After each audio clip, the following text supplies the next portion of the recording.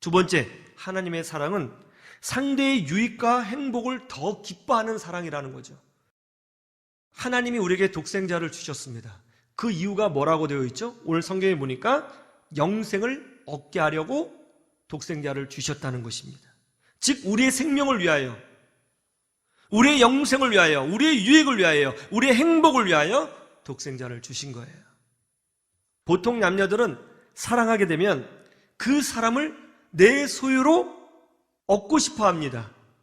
왜 그런 마음이 생겨요? 내가 행복하기 위해서 그런 거예요.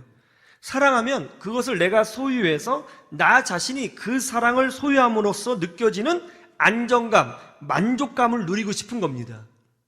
우리가 자녀 교육할 때도 그런 때가 종종 있죠. 우리 자녀가 명문대에 가기를 소망합니다. 왜 그래요?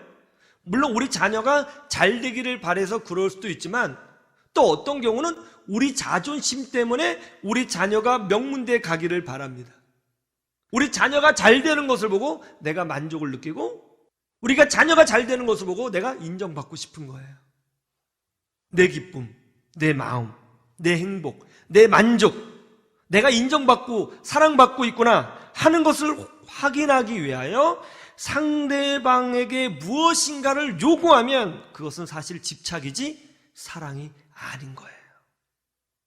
그런데 하나님의 사랑은 어떻다고요? 우리를 소유하거나 우리에게 순종을 요구하려고 생명을 주신 것이거나 혹은 야, 내가 너희들을 구원했으니까 나한테 복종해, 이런 것을 행사하시기 위해서 우리에게 독생자를 주신 것이 아니라 그냥 순전히 이유 없이 우리에게 생명을 주시고 우리가 복되게 하시고 하나님 자녀로 사는 축복을 누리게 하기 위해서 그렇게 하셨다는 겁니다.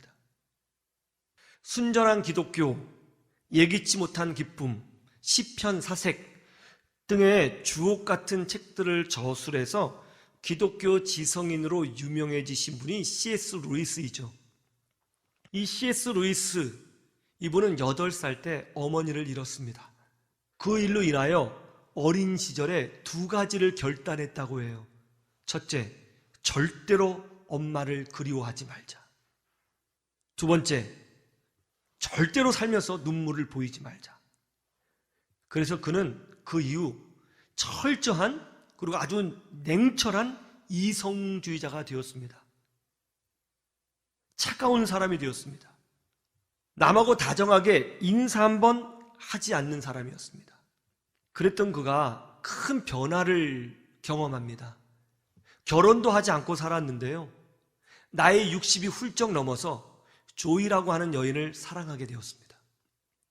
그런데 이 조이라는 여인이 급성암에 걸렸고 1년 남았다라고 하는 통보를 받게 되었어요. C.S. 루이스는 어린 시절 어머니를, 가족을 잃은 경험이 있었기 때문에 철저한 이성주의자가 되었습니다. 그런데 결혼하여 가족이 된 그 여인이 1년 만에 세상을 떠난다면 그의 인생이 얼마나 비참하겠습니까? 그래서 주변 사람들이 결혼하지 말라고 말렸어요.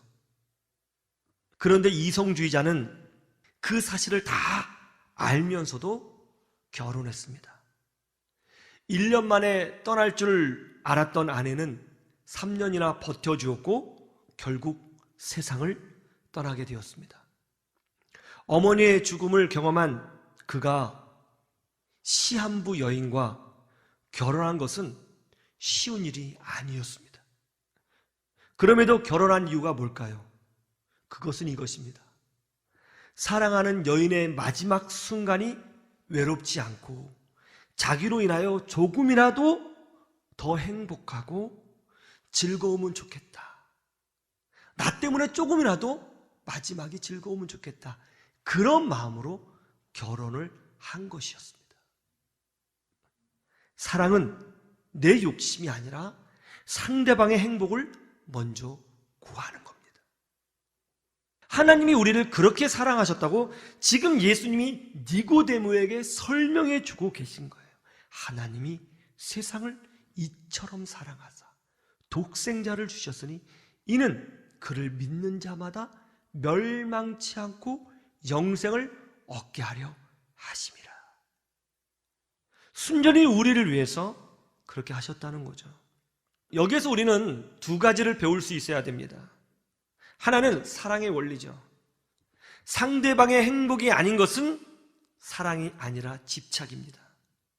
우리 그리스도인들은 집착을 넘어 사랑으로 나아가야 되는 것입니다. 왜냐하면 우리가 그런 사랑을 받고 있기 때문에 그런 것입니다. 또 우리가 배워야 될 것은 뭐죠? 왜 우리가 믿음으로 살아야 되는지 그 원인과 이유를 알 수 있다는 것입니다.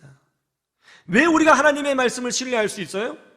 그 말씀이 옳거나 신이 하신 말씀이거나 진리이기 때문에 신뢰할 수 있는 것이 아니라 우리를 사랑하셔서 주신 말씀이기 때문에 신뢰할 수 있다는 거예요. 왜 우리가 기쁨으로 주님의 뜻에 순종할 수 있는 것입니까? 하나님의 사랑이 무엇인지 알기 때문에 순종할 수 있는 겁니다. 왜 우리가 예배를 즐거워해야 하는 것입니까? 그 사랑을 만나는 시간이기 때문에 우리는 예배를 즐거워하는 거예요. 우리는 논리적으로 인간의 공로나 방법으로 이 복된 자리에 있는 것이 아니라 사랑 때문에 부름을 받아 이 자리에 있는 것입니다. 하나님이 우리를 이렇게 사랑하신다고요. 이 사랑을 붙들고 사셔야 됩니다. 이 사랑을 붙들고 사시면 고난 때문에 혼란스러울 수 있고 위기 때문에 당황스러울 수 있고 인간 때문에 시험 받을 수 있지만 이 사랑을 품고 확신한다면 이겨낼 수 있는 것입니다. 그 사랑을 확신하시고 끝까지 믿음으로 승리하시는 주의 백성들 되시기를 주님의 이름으로 축원합니다. 축원합니다.